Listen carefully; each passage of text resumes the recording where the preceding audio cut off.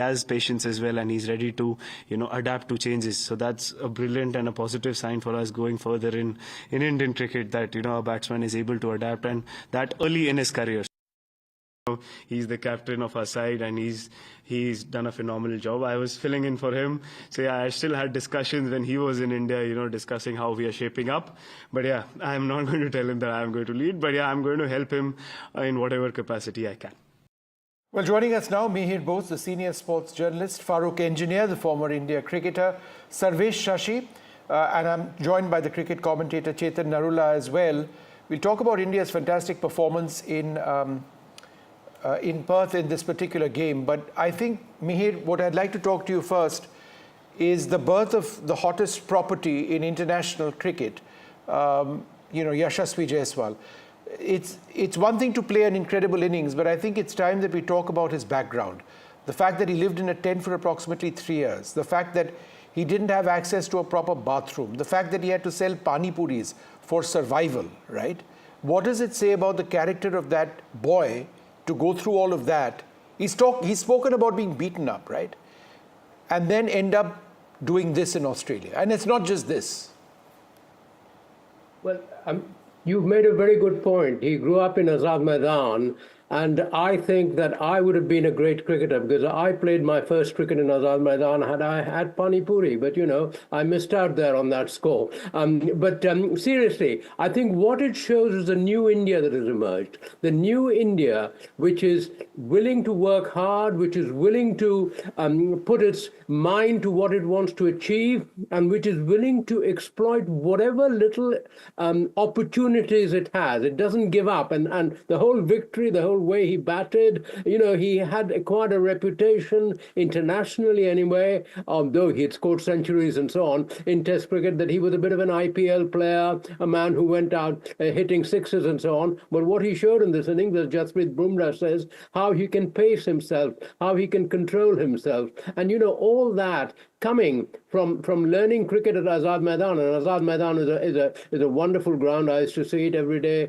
driving to my school at St. Xavier's, Sunil Gavaskar School. So, it was a great ground for him to learn, at one of the centers of world cricket. And the dedication he's shown is remarkable, because he should now be a role model for anybody in India who wants to do well in cricket. How you go about it, how hard you work, and how willing you are to make sacrifices for that ultimate aim of getting to the top of Everest.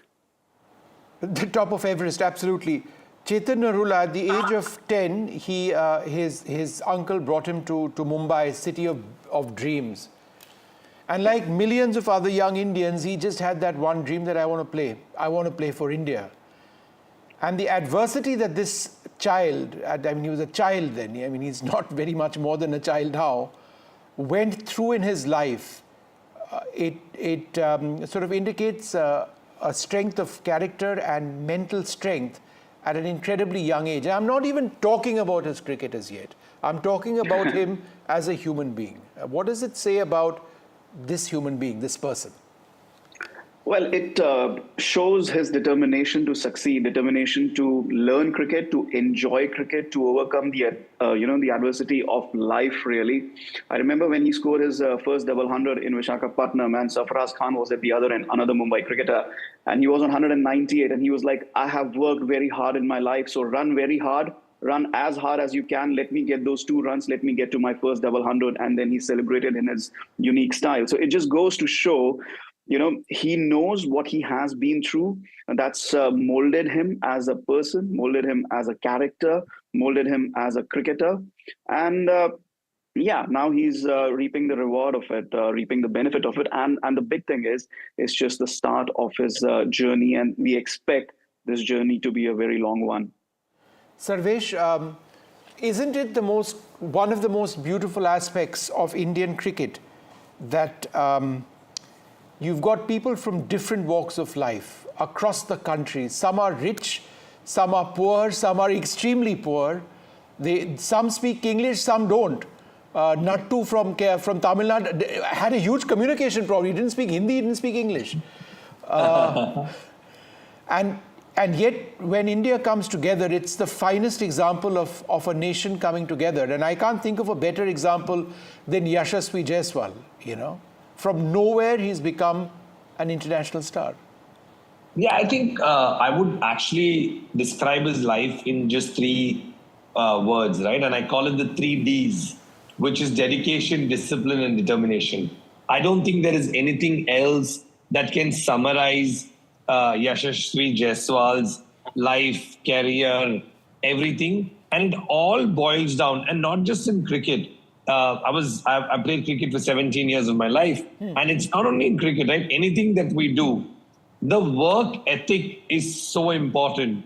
The practicing, you know, I'm of course, after my cricketing career, I started teaching yoga. So we say that yoga is not life on the mat, but life off the mat. So it's actually what Yashaswi does before he enters into that 22-yard pitch and faces that ball and takes that stance, etc. The work ethic that happens before is something that we all need to learn from in any part of our lives. And no matter whether you're rich, poor, what's your family background, wherever you are, if you don't have that work ethic, I don't know of people who've seldom reached that stature in whatever they're doing. Sure. Farooq Engineer joins us now. Do we have Farooq? Yeah, okay. Farooq Engineer joins us. Farooq Saab, wonderful to speak to you as always. I thought we'd talk about India's performance in the Perth Test match, but I've ended up speaking only about Yashaswi Jaiswal. And I've not spoken about Yashaswi Jaiswal's cricket at all. I've just spoken about his humble background.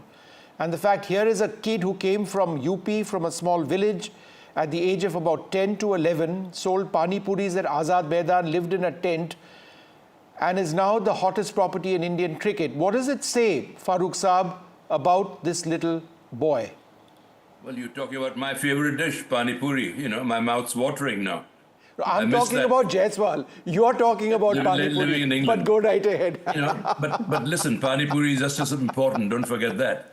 Got it. I have always had nothing but the highest regard for young Yashaswi Jaiswal. He was in Dilip Venksakar's academy. You know, I think Dilip helped him because from a poor family. Venksakar Academy helps all these youngsters. And Dilip has always said that he saw that talent in him. And he always had the highest praises of I can see why. Because all the more credit that he's from such humble beginnings. You know, I mean, Siraj's father was a rickshaw driver, isn't he? So, I mean, it's absolutely fantastic to see that youngsters like that are playing a privileged person's game, which used to be, you know, in India. I mean, my father was a doctor. He wasn't a millionaire or something like that. So, I mean, but to see pani puri walas and rickshaw drivers and their children come to such great heights and earn good sums of money thanks to IPL, so they're able to return the favor to their parents and to Indian cricket. I mean, he's made Indian cricket proud. I wish him nothing but absolute huge success. And he's bound to. He's got so much talent in him. And, you know, he's just going to go from places to places. Itna talent hai, you know, ye ladke mein. And Dilip has never stopped singing his praises. I've never met the young man, but I raise my hat to him. You know, he'll bring many more kudos for his family, for Indian cricket, and for cricket in general. Yep. Yashaswi Jaiswal is a name to reckon with. Yeah. You know, he'll have a tremendous future, without a doubt. He's had a tremendous start, and I wish him all the best. God bless him and his family. Mihir Bose, has there been a change in the profile of Indian cricketers making it into the India Test team over a period of time? Have we seen people from less affluent backgrounds make the mark, or has there always been a mix and diversity in the team? There used to be a bit of diversity, but actually there was also a lot of snobbishness in Indian cricket. I mean, you know, if you think about it, this is the India. My generation was the Midnight's Child generation. We were born just as India was becoming free. And we were brought up to believe that you had to speak English. Now what happened? Jasprit Bumrah is interviewed after the victory. He speaks Hindi. Jaiswal speaks Hindi. I remember the last series, the test match in England, where the Indian cricketers spoke in Hindi, and they were not embarrassed by it. In fact, actually, the English cricket correspondents who couldn't understand a word of it had to ask us what they had said, you see. And, you know, that was a very interesting situation. This is a new, confident India, which is getting rid of the shackles, if you like, of the colonial hangover. And what is also happening, and what happened in the earlier days, I mean, for instance, and Farooq played under him, wonderful cricketer, Nawab Pathodi, he was part of, if you like, that princely clan that was there. Farooq himself comes from a well-off middle-class family, so did Gavaskar, so did many of these cricketers. And at that stage, for somebody from the absolute sticks to come through, they wouldn't have had the opportunity, they wouldn't have been given the confidence to stand up to people who could speak English well, who came from a more educated background, or what was considered a more educated background. But now I think that situation has changed. And I think this new India that is emerging is really a very vibrant one, and one that fills me with a great deal of pride, though I don't live in India like Farooq. But, you know, it makes me think that we are going forward as a nation to somewhere where we could reach our peak, and both in cricketing terms and in other areas. My friend Mihir has made a very, very good point there.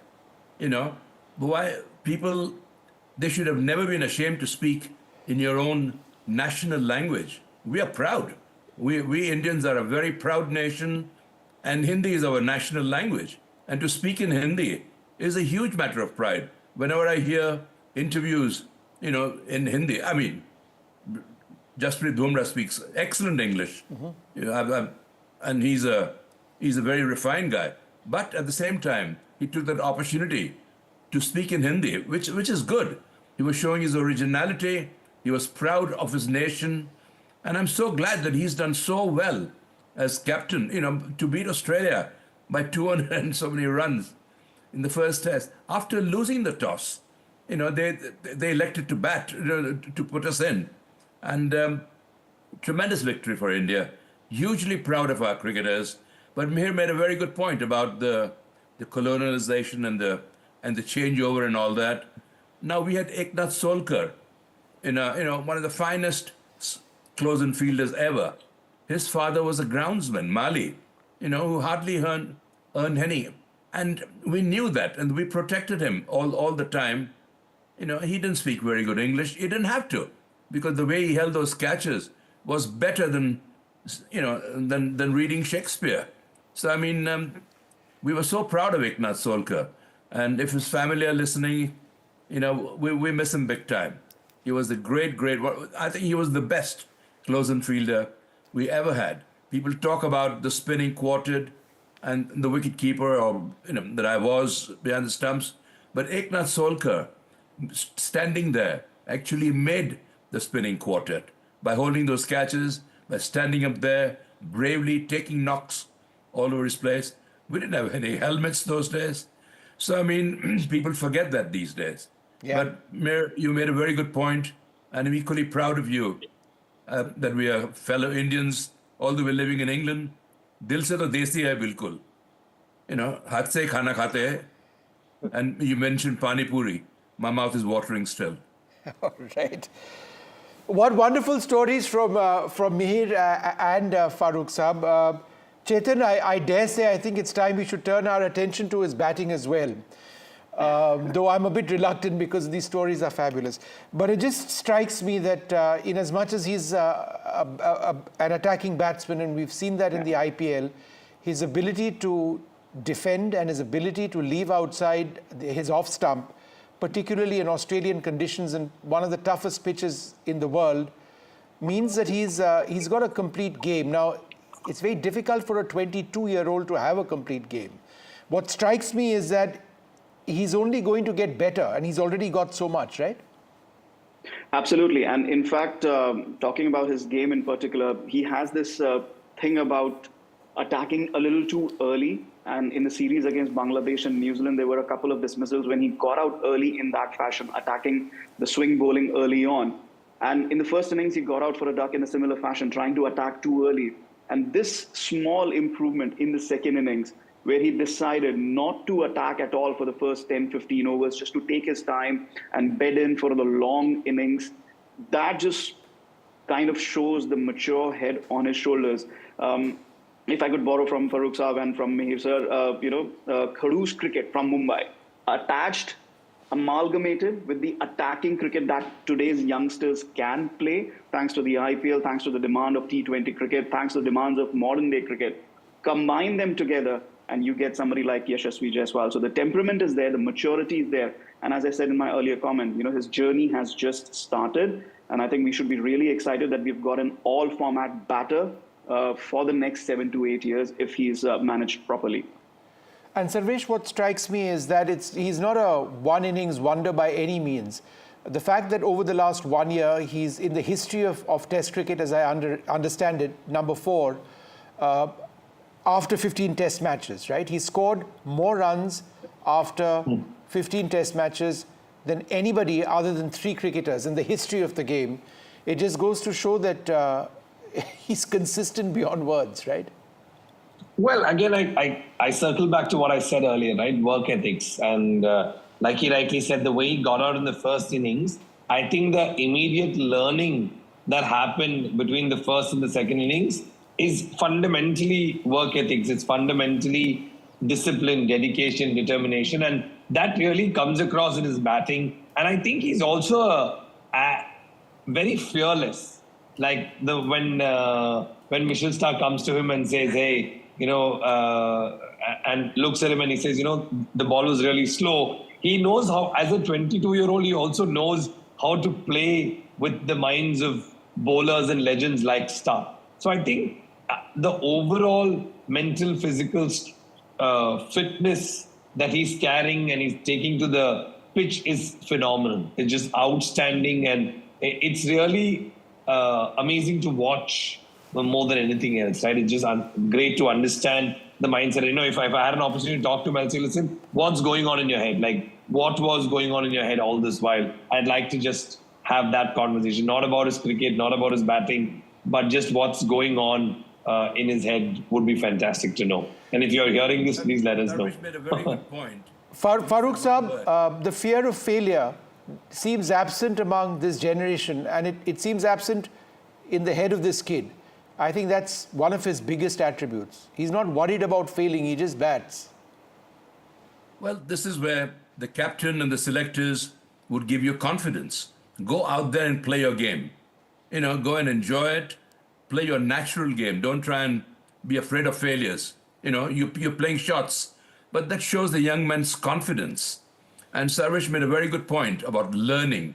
He is a very quick learner. And that's very important. We all make mistakes. We all make mistakes. We will go on making mistakes. But the one that makes fewer mistakes is a better batsman or a better cricketer or a better person in life, really. So, he's learnt very quickly. He's very matured for his age. And that is the greatness of the young man, because he's learned from his mistakes, and he's not afraid. He's confident of playing his shots.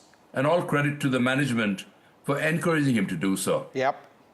That's the right way of going about it. Yeah. I'd like to thank all of you for joining us and sharing the feelings of so many across this country on the success of this young man, where he's risen to and how he's managed to do that. It is a story of incredible grit, the best of being an Indian. We'll take a short break on Left, Right and Centre.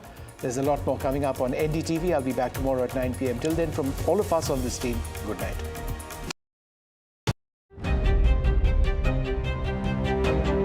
Hello and welcome to India Sense, where I speak with global opinion makers. The United States has made a strategic decision over the last 20 years to move closer to India. So a $7 trillion economy seems a perfectly conceivable number. If you want to be a national party, it's that you sort of accept the way the world is rather than want to endlessly hark back to how it was. Modi is promoting the digitization of the economy, which is accelerating growth in the country. New day, new show, a new experience. Start your day with the news, not views. We bring you stories that matter and impact your lives. News that informs and keeps you ahead. from Maximum City, Mumbai, to the seat of governance, Delhi. NDTV brings to you the best breakfast show. The breakfast show only on NDTV 24/7 every morning at 8 a.m. It's a web of frauds, calls, luring emails, threatening messages. Cyber frauds have cast their net wide and everyone is at risk. We track the victims, their horror stories as they get conned online, extorted and robbed of their hard-earned money. How to identify a cyber fraud and how to stay cyber safe. What are your options? Fraud.con, NDTV initiative for cyber safety. Only on NDTV 24/7. I've been reporting on all issues big and small from Andhra Pradesh, Telangana, rest of South India, bringing you all the action, all that you need to know, all that you want to know. The energy of Maximum City is infectious. I bring in that energy in our news coverage from financial capital Mumbai. India's IT capital is always buzz. It's literally a city that never sleeps. And I keep you ahead on all the Bengaluru buzz. Covering from the southernmost part of India over the last 23 years, I bring in-depth and 360-degree coverage from the Dravidian heartland. The land of Mishti is also known for its bitter politics. I have seen much water flow under the Howrah Bridge, covering Bengal in all its vivid colors. In today's interconnected world, India's voice is more crucial than ever. When India speaks, the world listens. At NDTV World, we are that voice, bringing you intelligent and insightful news from India and beyond. From geopolitics and diplomacy to economic shifts, migrations, tech disruptions.